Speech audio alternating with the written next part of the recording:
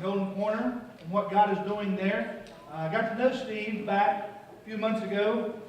God laid it on our heart here to reach out to our community. To do that through the feeding of the 5,000. In our feeding of the 5,000, we didn't just want to minister to their physical needs, we wanted to minister to their spiritual needs. We had no idea how we were going to come up with the food or the money or any of that. And so Keith recommended I speak to a mutual friend we have. And that mutual friend recommended I speak to Steve. And so he kind of made the introduction. Through that process, had it not been for Steve and several of his folks there at Golden Corner, we would not have been able to feed those folks and share the gospel with them at Thanksgiving. But through that, God began to do something and laid it on Steve's heart. And so he came to me and said, would you be interested in a partnership and working with us to meet some spiritual needs here in Oconee County? Little did he know, we've been praying for 4.5 years for God to build bridges between us and secular and Christian organizations in this county to reach out to this county. Sure, we consider it because we've been praying for it a long time. Amen? It's a God thing. And so I asked Steve this morning to come and to speak to you and explain a little bit about what we're talking about. And I want you to pray about it. As he explains it, what we're going to do, we're asking some of you, any of you that wants to commit to this ministry. And then afterward, I think we'll take some questions, and then Steve and I will be out in the foyer. You can come by individually and ask questions about the ministry. But once Steve is finished, then I'm going to come and talk to you about how that fits into the vision that God's given us. And we're going to look at what God is doing in our midst and what he wants to do in the future with us. So Steve, it gives me a great honor if you'll come this morning and speak to us and share your heart, what God's laid on it. Brother? Thank you, Pastor. Thank you.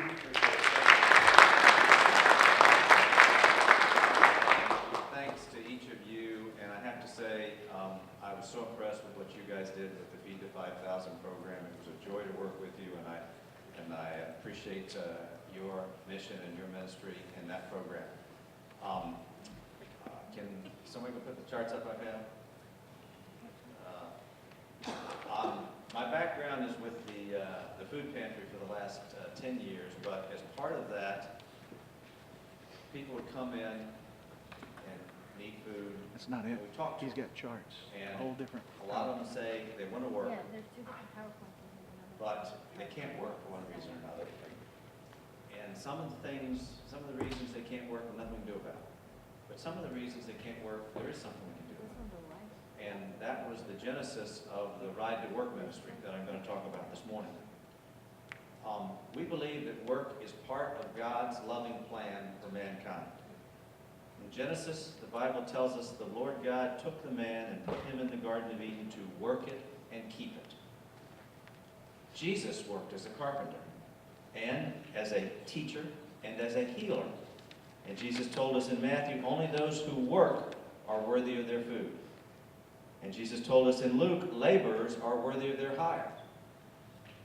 And the Apostle Paul was a tent maker, and he preached what he practiced, telling early Christians to work with your hands as we instructed you, so that you may walk properly and be dependent on no one, in his letter to the Thessalonians. So we believe, starting with the concept that work is part of God's loving plan. Next chart, please. So how does that happen in Oconee County? Well, actually, not too bad. Of the 35, there's 77,000 people in Oconee County, 35,000 are in the workforce, and roughly 34,000 of them are actually working. Our unemployment rate's down to about 3%, but there's still over 1,000 people out here and right in our community who want to work and aren't working, and the jobs are out there. There's over 500. Last I looked, there's about 650 jobs available. And again, maybe it's education, maybe it's the fit maybe there's not the fit with the job. But one of the reasons people don't work is they can't get to work. They don't have transportation. Yeah, we have a bus service that runs 6 a.m., 6 p.m., Monday through Friday. It doesn't go to Walhalla, doesn't go to Westminster. It doesn't run at night. One of the reasons, and in fact, our data shows that 5 to 10%, so there's 50 to 100 people out there at any point in time who want to work, and the jobs are out there, and they could work if they only had transportation. Or perhaps they were working, and because they have reliable transportation, they lost their job. So that's what started, next chart, that's what started the Ride to Work ministry. And our focus with the Ride to Work ministry, could I get the next chart, please? Our focus with the Ride to Work ministry is to provide temporary, and I'll come back to that word temporary, affordable transportation to residents of Oconee County so they have the opportunity to transition to stable employment, earn a living wage, and become self-sufficient. We started this ministry as an official nonprofit, registered in 2016, became a 501c3 in January 2017, and started providing rides about 2 years ago exactly. There's about 10 of us, all volunteers that work that work and do this ministry. Next chart. Who are the people that we help? Well, about half the riders that we've taken so far come from our daily rest, start at our daily rest, the homeless shelter. They're there, they're getting back on their feet. One of their ways to get back on their feet is a job, but most of them don't have cars. Or the job's not on the bus route, or the job's second or third shift, so we help them with transportation. South Carolina Vocational Rehab has a wonderful 13-week training program. They put people through that. When the people graduate the program, they find a job, but they can't take the job because they don't have a way to get to work. We work with Goodwill Job Connection over here next to Walmart. We work with South Carolina Works. We work with local temp agencies. Most of the people that we carry to work start with a temp agency as a temporary employee, and then they can start to hopefully work onto a permanent. We work with temp agencies. Many of the companies around the town and around the county, and Department of Social Services. How about the people that we work with? We provide them rides, but they generally have a lot of other issues and a lot of other concerns, as all of us do. They have debt issues, they have family issues, they don't have a supporting family network. They have DMV issues, they've lost their driver's license, had a DUI, have fines they have to pay before they can get a driver's license back. Almost everybody we have given rides to tells us they believe in God, but they don't go to church now, they haven't been to church in a long time, they used to go to church when they were a child. They have no local church affiliation. The jobs that we carry people to are mostly second and third shift. When you're starting in a new job, the jobs are out there, but they're either going to get off work at midnight or go to work at midnight. So you have to have rides that can get them there and back at midnight. So how does Ride to Ministry work? Next chart, please. Okay, to qualify for Ride to Work Ministry, you have to live in Oconee County, you have to have a job or about to get a job, you have to have a talk and text phone so we can communicate with you, and you have to have a success plan. Remember I said we provide temporary rides. Nominally, we'll provide a ride for about 3 months. We'll go a little longer, a little shorter, depending on what some people need. But they have to have a success plan. How are you not going to need our Ride to Work service after 3 months or so? If someone needs a ride and has a job, we ask them to apply online at our website, rtwministry.org. We don't have a facility. We meet at the food pantry about a couple times a month to work on the process. Once someone has applied, then one of our volunteers will review the application. We'll call them within 24, 48 hours on the phone, talk to them. If it sounds like it's a good fit, like do we have enough drivers? Is it someplace in the county we can go to? Do they seriously have a success plan? Then we will sit down, we'll meet with them. We'll ask them to sign a set of rider rules. We'll ask them to sign a liability waiver. We'll ask them to commit to their success plan. And then we ask them to pay $5 a day for the week in advance for the rides. Then we will schedule a ride. We don't provide the rides ourselves. For liability reasons, we use Uber, Lyft, or local taxi drivers, and we provide the rides to and from work. If they can ride the bus one way, then we'll provide the ride the other way. We schedule and provide about 250 rides every month using Uber, Lyft, and local taxis. These rides, if somebody's going both ways, on average will cost us $25 to $30 a day. So we're subsidizing. They're paying $5 a day, and we're paying $25 to $30 a day for ride. So we're subsidizing $20 to $25 a day typically for rides. It averages about, sometimes we can share rides, sometimes they can take the ride the bus one way, whatever. It averages costs us about $300 per month per rider. It costs us about $40,000 a year to subsidize these rides. All the money goes to pay for rides. There's no paid salaries in any of this. Once somebody's riding with us, we coach them. We not just schedule rides, But each of the volunteers will take a rider. We can handle 1 or 2 at a time. We'll talk to them or text them regularly, 3, 4, 5 times a week. We'll meet with them a couple times a month, track how they're doing the success plan, find out what their issues are, find out how the job's going, and provide whatever help we can. But we're kind of limited with the number of volunteers and resources that we have. We can handle 1 or 2 riders at a time and do justice to it. So we really need more help in doing that, and that's one of the reasons I'm here today to talk about Adopt a Rider program. So we can handle, with our current volunteer base and driver base, we can handle about 6 to 12 riders at any point in time. Next chart, please. So how's the Ride to Work ministry doing? Well, since we started, we provide over 4,500 rides to or from work. 250 rides a month, we're at that kind of rate now. We've had over 200 applications. We've accepted 100 people into the program, and we have had about half of them, 51, have flunked out. They lost the job, they didn't pay, they didn't show up for the ride, something else, something else happened. But we've had 41 graduate. And when they graduate, that means they keep their job and find their own way to work. Some of them move close enough to walk to work.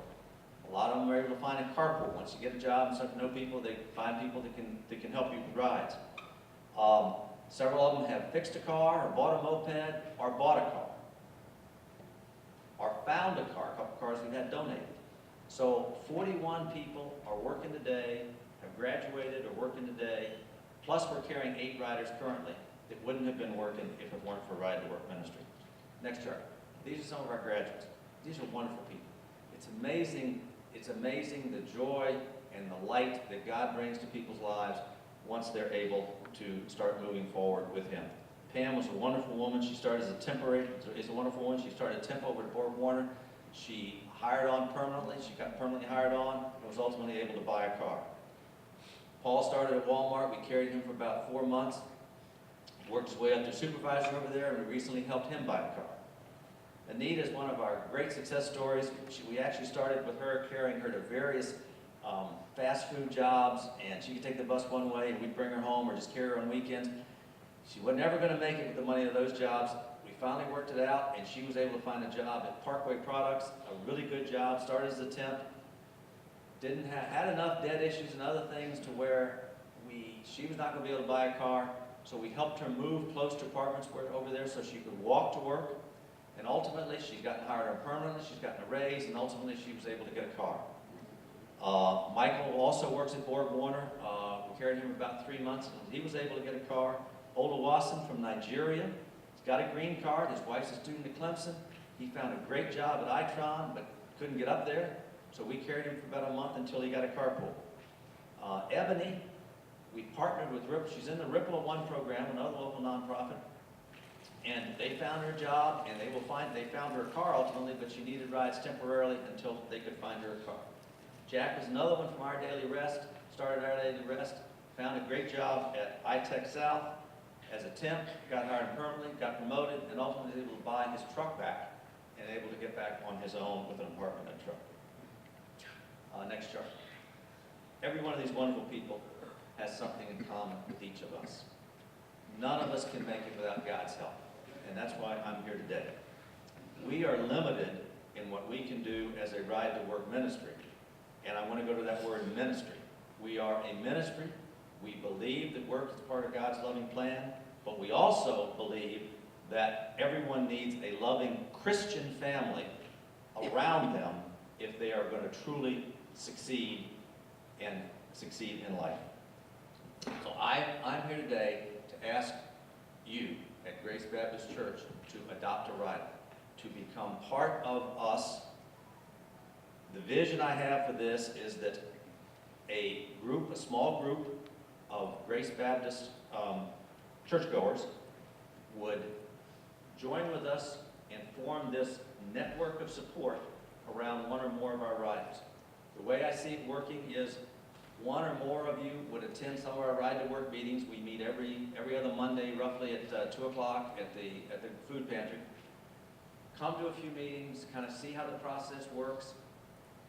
Then, once we get a new applicant or a new rider that looks like it might be a good fit, accompany the coach for the first couple meetings with the rider, see if it is a fit, and then work with them, help them, give them guidance, give them support, make living right with God part of their success plan, not just buying a car or whatever. Walk with them on the path throughout their journey till they graduate, stay with them after they graduate, bring them into God's family. I would also say that there may be some of you, or some of in your congregation, or some people that you know that are in a situation where they need a ride to work. By all means, we'd like you to encourage them to apply at our website. We'd love to consider them. And I would also ask that you think of helping support us so that we can afford to continue to do this ministry. You know, nothing makes us happier than when we see one of our riders graduate. It's truly an amazing thing when our rider graduates with a job. But what we really want is for them to return to work and return to God. Jesus tells us in the parable of the lost sheep, where the shepherd leaves the 99 to go find the one lost sheep, and how great his joy is when he finds that lost sheep. We see that great joy when someone graduates from our program, but we want to see even the greater joy, the joy that God sees in heaven, when the shepherd who finds his lost sheep, finds the missing sheep, says, "Rejoice with me, I have found my lost sheep." We need your help to do that. Thank you.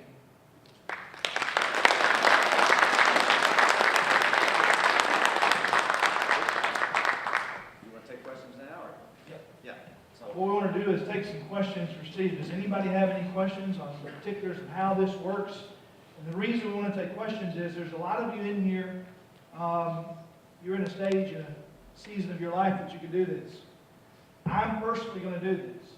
I believe in it. We've been praying God would help us build bridges to our community, and here it is. This is a bridge for us to reach out to people who are in need to know the love and the grace of God. And here's an organization that's structuring it. They just need folks with the love of God in them. So I'm personally going to sign up for this. I'm going to lead the way. So what questions would you have about how this works? Also, after this, Steve and I are going to be out there. We're going to have a sign-up sheet because God is leading. You know, we don't always listen to him, but he is putting it on the heart of some of you. Right now, this is something you can do. This is a ministry you can be a part of to genuinely help someone come to know Christ. And so we're going to be outside at the table. There'll be a sign-up sheet for those of you that are interested in this ministry. But are there any questions right now that any of you have? Gloria? For those of us who work full-time, Monday through Friday jobs, would it be possible to have the training at another time besides 2 in the afternoon? sure, we can. Yeah, absolutely. We'll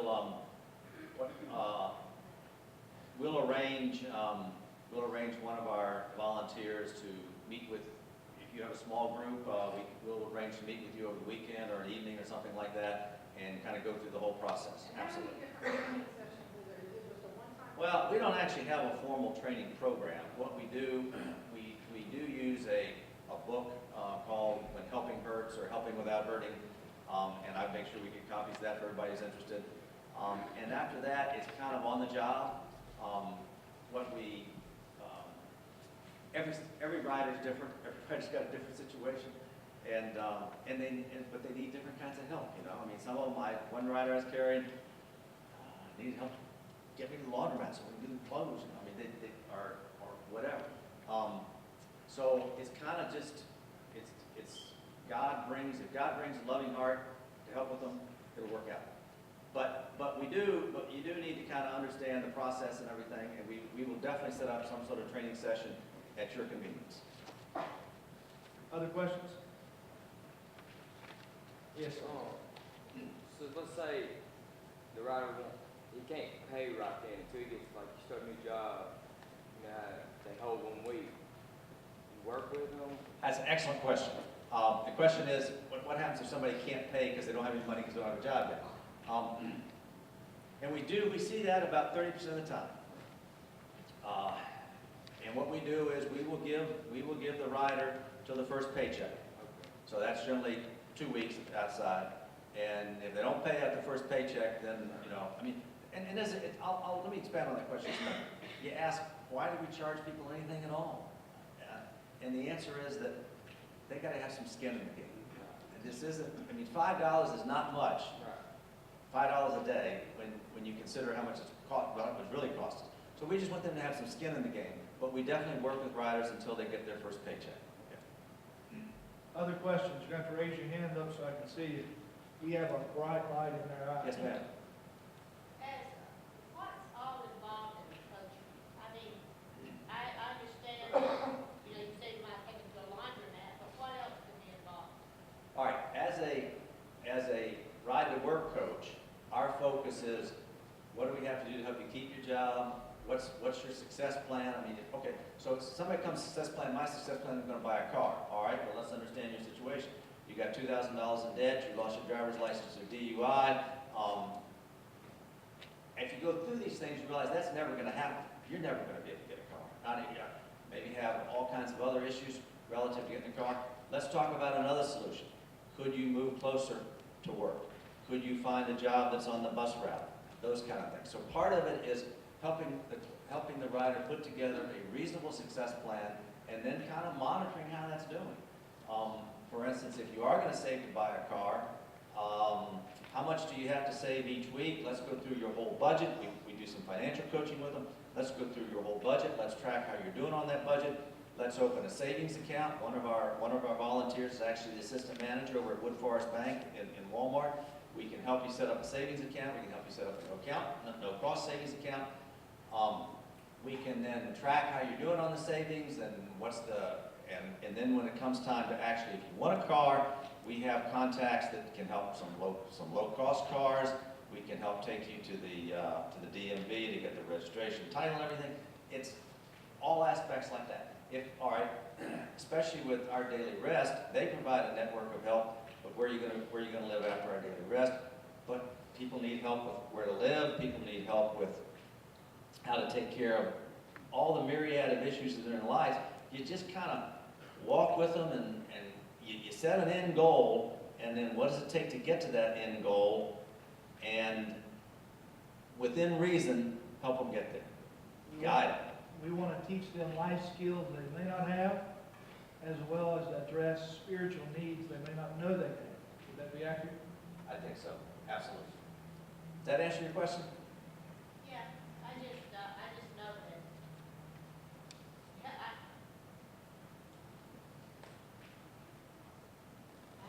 No, go ahead, no. What else? Keep going. well, I think it's a great program. I mean, I know there's a lot of people that need a lot of help. But I was just wondering what's involved, because I know sometimes, I understand there were some that, like you said, you had some that dropped out for various reasons. I know there's a lot of people that, they want to be enabled. They don't want to. Yep. That's what. This program is not that. This program is to help those that want to succeed. It teaches them life skills. What you have to realize is everyone doesn't have the life skills you were taught. They don't have the life skills that you have. This program, if it was anything to do with enablement, we wouldn't be a part of it. The thing that really amazed me about Golden Corners Ministry and this program, there's no enablement in it at all. It's only setting them up for success, but they have to help themselves. But there's a lot of those folks don't have the life skills that we take for granted. That's exactly right, Shawn. And I want to, this is a wonderful point you bring up. Yep. Because the reason I got involved with it, I mean, I worked for like 8 years at the food pantry, interviewing clients and talking to them. And as you said, some people want to be enabled. But what stuck in my mind was the dividing line. Somebody wants to be enabled to somebody who wants to do it on their own is working. If somebody has a job, then they're taking that first step to leave enablement and take care of themselves and move forward in their lives themselves.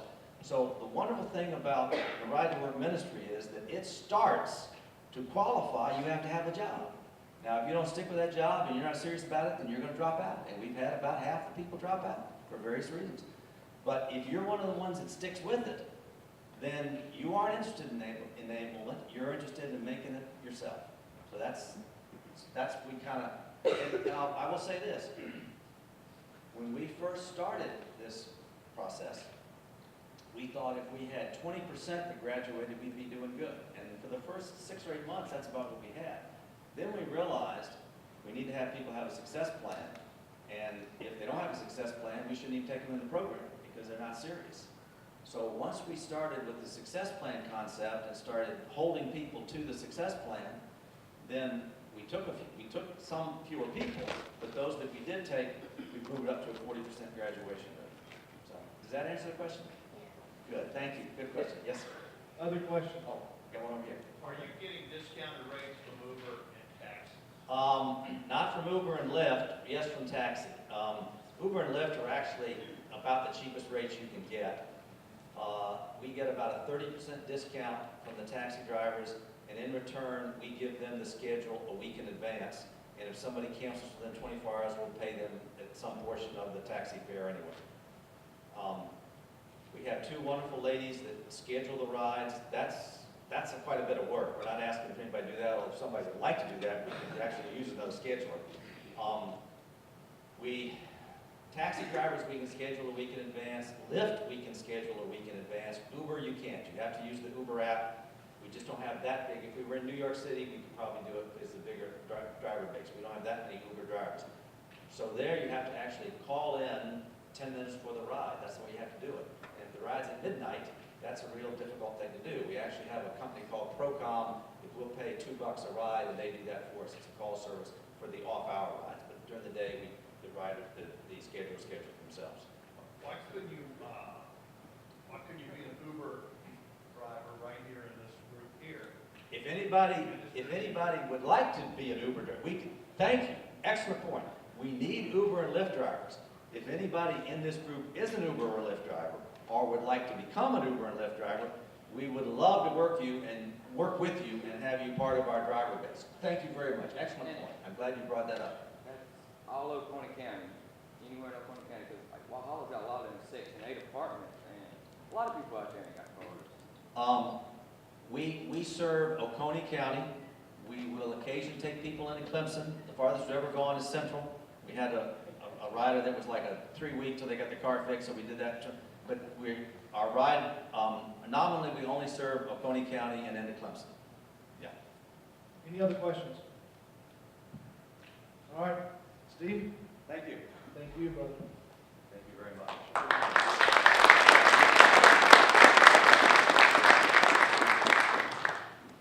And here's what I want to talk to you about this morning is our vision, the vision that God gave us. You remember 4.5 years ago we sat down, we began to seek God's face about what He wanted us to do here at this church. What you've heard this morning is this. See, when there are people who are searching for the light, they want out of the darkness. They want their chains taken off. And God's opened a door and allowed us the opportunity to be able to be there, to show them the light. That's what we're talking about, those that are searching, those that are willing. So I want us to talk about living out our mission that God's given us. Part of that begins by, number one, we all come expecting to see God do something. Do you realize what a God thing this is this morning? For an outside organization, and Steve's sitting right here, if I'm wrong, he can correct me. He came and he said, you know what? These folks need a church. And your folks, from what I've seen, are willing to take them and accept them. Is that about right? Exactly right. An outside organization is asking us to be those who are searching church. That's a God thing. Okay? And these folks are looking. They're desperate. They need what we are here this morning, what we take for granted so often. Do you remember when you were looking? Put aside the socioeconomics of it. Doesn't matter if you live in a gated community or you live in government housing. Dark and lost is dark and lost. And so, our vision is to come expecting to see God do something. Second thing is having one mission, one vision, one purpose. That's what we're going to talk about the time we have left. The third thing in our vision and our mission, living it out. What does it mean to live out the vision that God's given us? The mission that He set before us. His third, personal sacrifice for spiritual gain. It's going to cost us something of time, effort, money to see this mission and this vision come to pass. The fourth thing is seeking where God is and joining Him. Here's what I noticed. Here's what I learned over my years of ministry. Is either the church wants to go do a mission and a vision, or the pastor wants to go do a mission and a vision, and they cannot agree, and they spend most of their time arguing. What God calls us to do is find out where He's working and go join Him.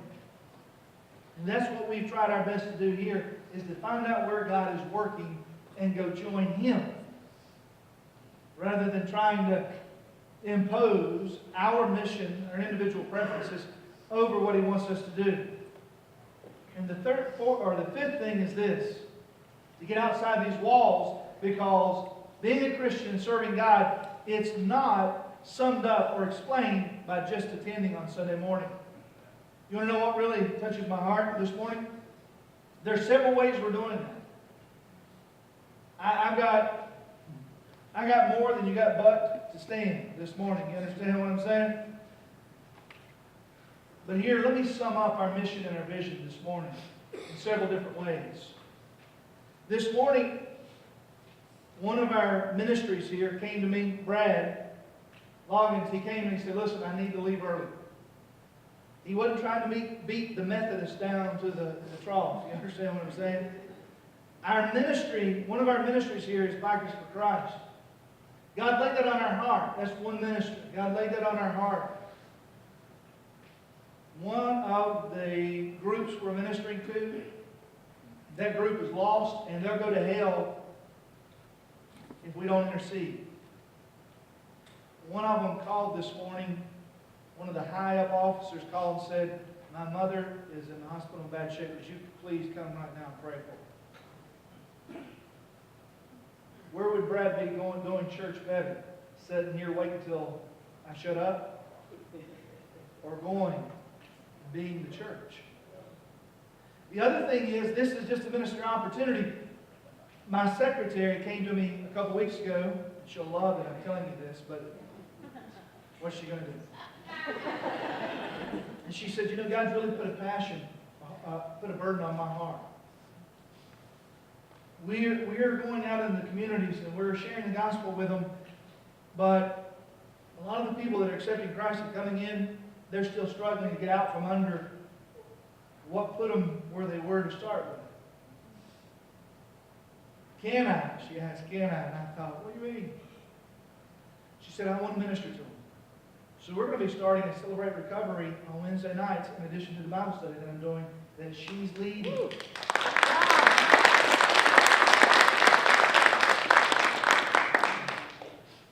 But here's the other thing. We have our street evangelism. We're expanding it because we want to be holistic. We don't just want to reach the bottom of the socioeconomic scale, because the top of the socioeconomic scale, they're just as lost as the bottom. You understand? There are neighborhoods where they're gated, and there's nothing wrong with that. I live in a gated community. But they're just as lost as the people we find on the street. And so we're expanding our street evangelism to allow those some of you have got relationships in those areas, and we're going to meet once a month, and we're going to go to the streets, and some of you are going to go to the gated communities, the relationships you've built, share the gospel. In our ministry in the schools, we feed those teachers twice a year. That God has used that far beyond anything you can imagine. You know, I've told you before, my wife has even gone to work in the schools. Josh has gone to work in the schools. It would blow your mind how God's opened the doors and allow us to go in and share the gospel. We're able to go in 6 and 7 times a year and preach the gospel in a school. Yeah. That's right, that's incredible. But the other thing is we're able to one-on-one reach those kids and their parents. It's incredible. A lot of you are catching on. Let me share with you the ministry that Josh and I have. But I've seen several of you others. I've been to ball games. If you haven't learned anything about Oklahoma County, some of you are raised here, some of you are not raised here. The key to the kingdom is through sports, right? It is. And for years in ministry, I fought that. And I thought, well, these Christians, why are they here on Wednesday night? They ought to be more dedicated. What in the world are they doing out here? And then, God showed me on a golf course one day that you can use the platform you have, or you can spend all your time butting your head up against that platform. And the platform we have is sports. So let me share with you what we're doing. We're coaching. I'm helping in the high school, not necessarily official coach, but helping and doing. And Josh is coaching in the middle school. And he's given us access to kids and families that we would never have access to. But you're feeding the teachers. You're loving on the teachers. They now trust us. They've given us this access. Just like with Sonia, she felt compelled and called by God to do that, start that ministry. What about you? Where is God calling you in the schools? Let me take it a step further. Next February the 4th, at West Oak High School, the wrestling team competes for their regional title. That will decide whether they take state championship this year or not. I want to challenge you. How awesome would it be if most of you came Wednesday or Monday night, February the 4th, with Grace t-shirts on, there to support them? Now, before you say anything, I understand your kids don't go to Westminster, doesn't go to West Oak, yada, yada, yada. Listen, I'm not from here. I like competition. I like harassing you, you Georgia fans, which I think they're all sick today. I like harassing you Alabama fans. I like harassing you Gamecocks. I get to do that very often, right? But at the end of the day, we all sit here and worship together. Why should it be any different? When Seneca has a big football game, why shouldn't we all go out to support? Do you understand the relationships that we're building? It'd be awesome. We're looking for donors. If we had $400, we could pay for all the students to come to that wrestling match for free. Wouldn't it be awesome for Grace people to have $400 to buy their tickets so the kids could come free? And we stand there in Grace t-shirts and hand out to them. Do you understand what I'm saying? To reach out, build bridges. If we're truly committed to Christ, the work for and showing that we love Him has to be done outside these walls. But when we gather here, we get to celebrate it. That's what God's called us to do. This ministry is an opportunity to get together with like-minded people and to share the hope that we have. Part of that is discipleship. Discipleship, it not only covers the spiritual, but it also covers the practical, teaching them skills they were never taught. It's one thing my pet peeve has always been to feed people but never address their spiritual issue. Do you know what God's opened my eyes to? The other pet peeve is to also reach out and tell them turn or burn, but never address the hunger in their belly. There has to be a happy medium there. That's the way the gospel works. The thing I love about this ministry at Golden Corner is what a great question she gave. They're not enabling them to continue to be in chains. They're teaching them how to get out from under those chains. And they've asked us to come in and be partners with them and address that spiritual side of it. God's laying on some of your hearts right now to be part of it. I'm going to do it. Why? Because I'm not going to ask you to do something that I'm not willing to personally do. But God's putting it on your heart. God's opening the doors and giving us the opportunity. But there's more to this than to just tell them turn or burn. We have to establish relationships with them, help them. And it's been awesome to see God change lives. To change the direction they were going in. And the biggest thing for me, you know what's most exciting for me? Is me seeing y'all invest your lives and livelihoods into other people. There's nothing more exciting for me than to see y'all do that. It's been incredible.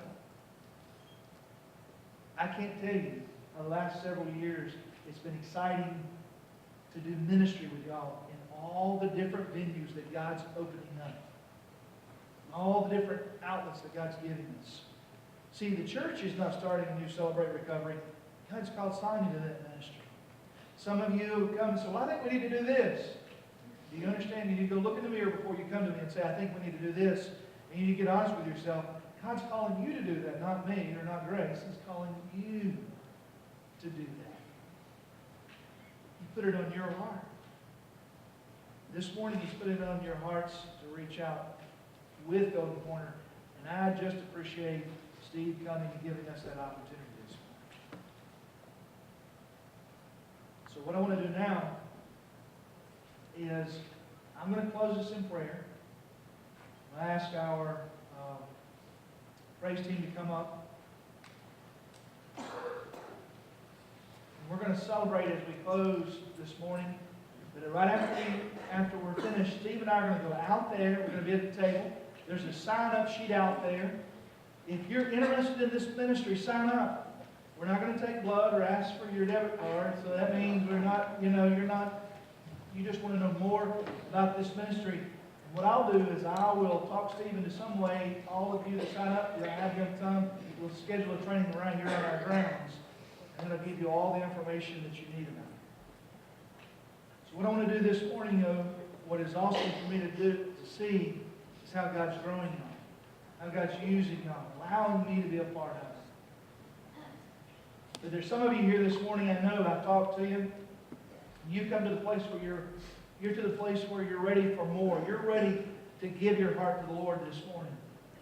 God's dealing with your heart. You want to be a part of this. You want to see God do in your heart what you see and hear in ours. That's you this morning. As they sing, you come talk to me this morning. Some of you have been visiting for a long time, and the Bible's very clear. You need to come and join this church and be accountable and be used of God in a strategic way, in an intentional way for His kingdom. Just like the structure that Steve is coming and bringing, God doesn't do things unorganized. He has no lone wolves. The church is the structure by which He reaches the community. You come as God leads you this morning. And today is the day to celebrate what God's doing in and through our midst as we're seeing God use us to touch this community.